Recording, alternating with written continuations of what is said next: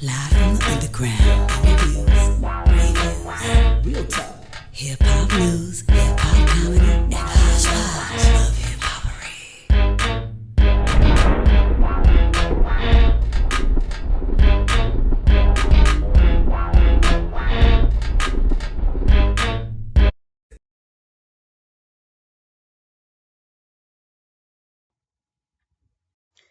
Hello, and thank you for watching Word from Wize-Bus Stories, Flowers in the Street. This is episode 23, and I call this one Headbanger. All right? I don't name them all, but this one's called Headbanger. And like I told y'all in the Raw Street Talk, thank you for watching that, by the way.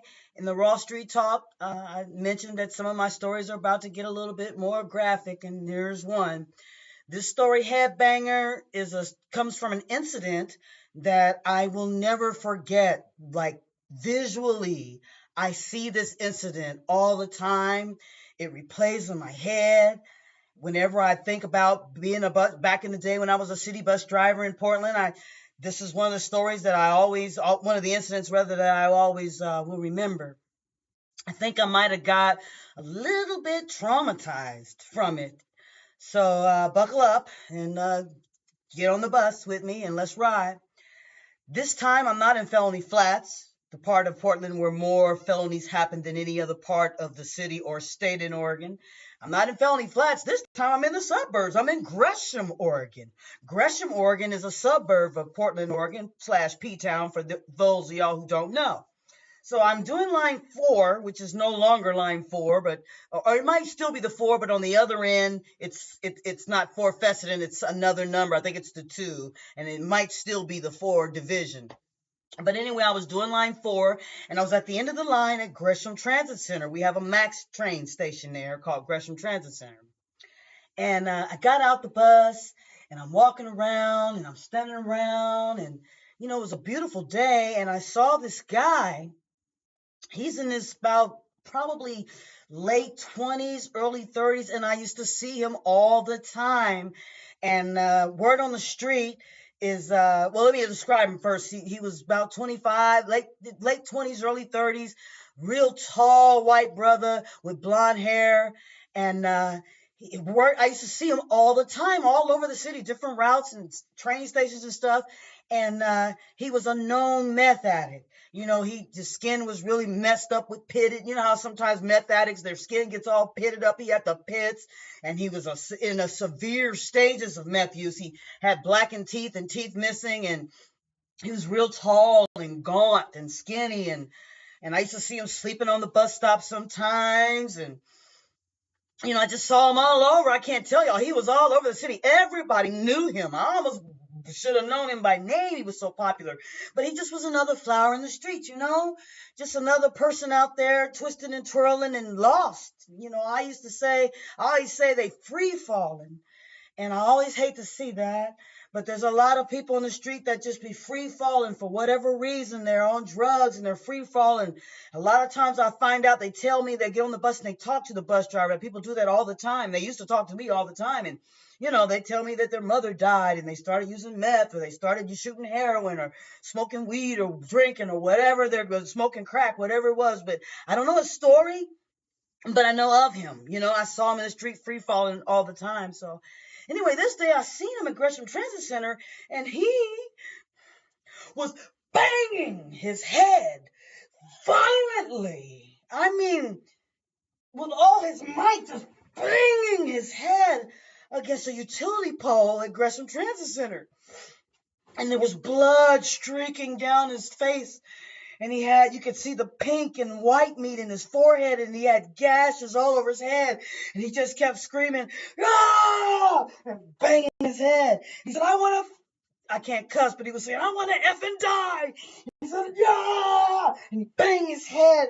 And I will never forget it as long as I live, y'all. I ain't never seen nothing like that. I've seen people hurt one another. And I know people have hurt themselves, but I will never forget the way he looked and screamed and was banging his own head. I never saw anyone bang their own head.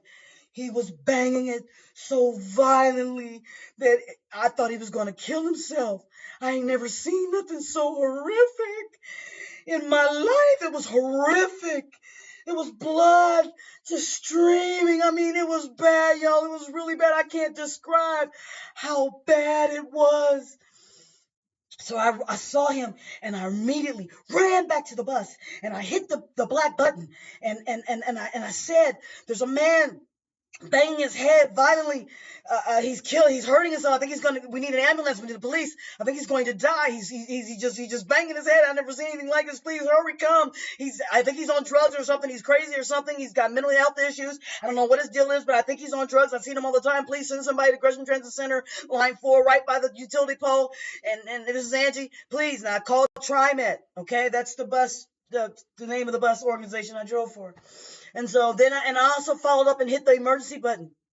Well, about maybe, I want to say like 10 minutes later, the police pulled up. And I was like, oh, thank you, God. And I was looking for the ambulance. It's like, where's the ambulance? Where's the ambulance? But I saw the police. The police pulled up and they got out.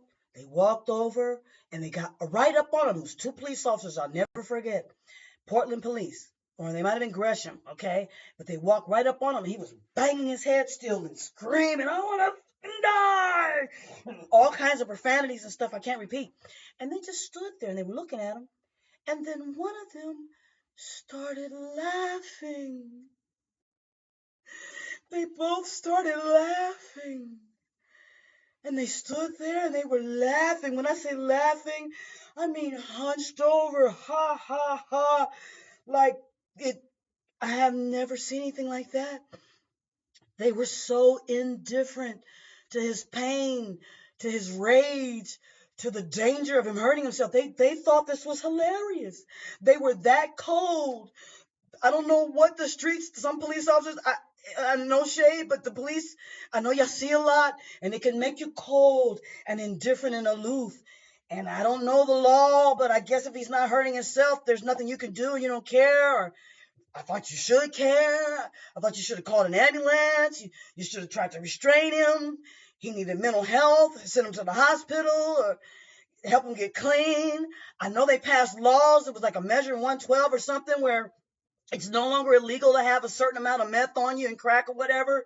And it changed the city and it changed the police. And some of them got calloused about all drug addicts now. And they're like, oh, who cares?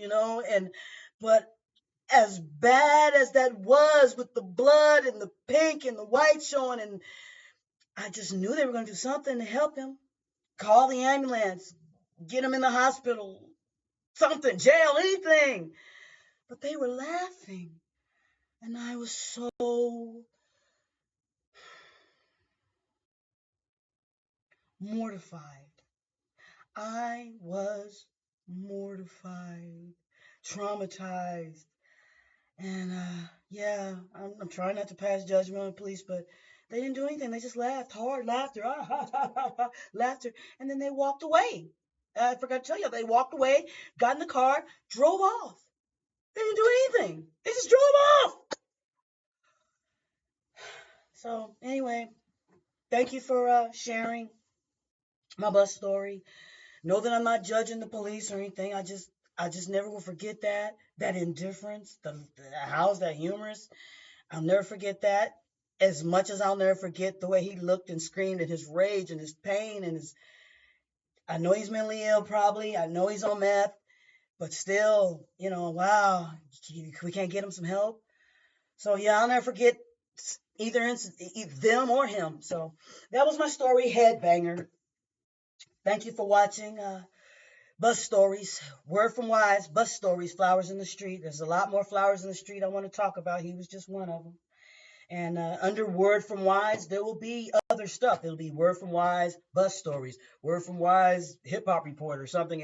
I've just been doing bus stories for months, so, and I'm trying to stay consistent. and give you a story like every 2 weeks. Sometimes it'd be a month, sometimes it'd be 2 months.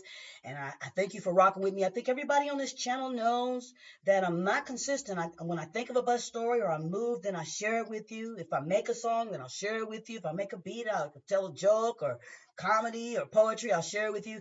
I'm not really big on being ambitious and growing and getting monetized, and I want 500 million subscribers and I want to get paid, and I'm not trying to earn money here. This is from my heart. This is just me telling you stories and sharing with you what I've seen, and I appreciate you following me and waiting, sometimes weeks, months for a story. And I want to try to be more consistent though, and like come out with one like maybe on a Sunday every 2 weeks or something. I don't know.